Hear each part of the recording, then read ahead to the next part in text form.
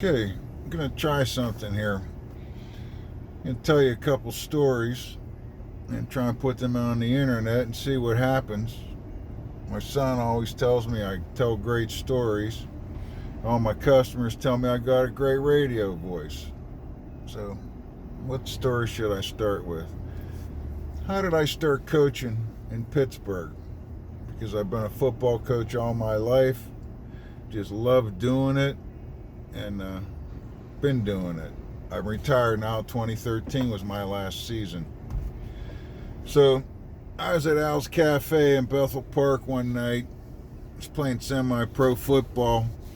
I had a game Saturday night, so Friday night I was at Al's training, and I saw a good friend of mine named Dave DeLillo, and his nickname was Twink, and my nickname was Monk, and we were good friends. And so he told me, he goes, Monk, I'm coaching St. Thomas More Junior Varsity.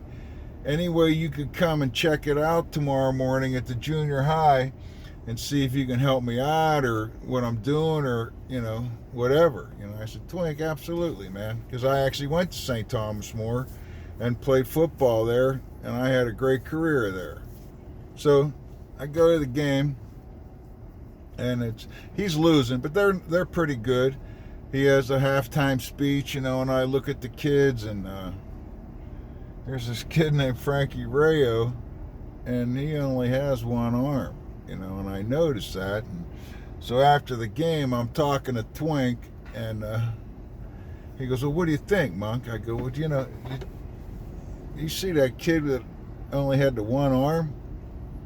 He goes, yeah, I know he's only got one arm, Monk.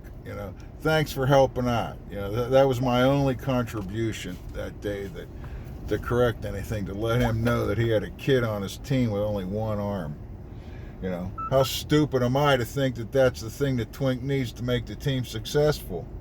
So I came on and I started coaching with him, and I was still playing semi-pro football, and would go over there at 5 o'clock and practice for a couple hours.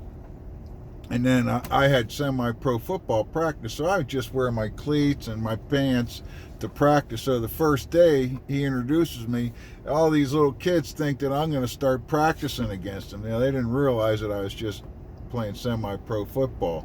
So we started practicing. They were 4th, 5th, and 6th graders. And so one day it was raining so bad, we had to go in the gym to practice. And I was still smoking back then, of course. Like I said, I was in training.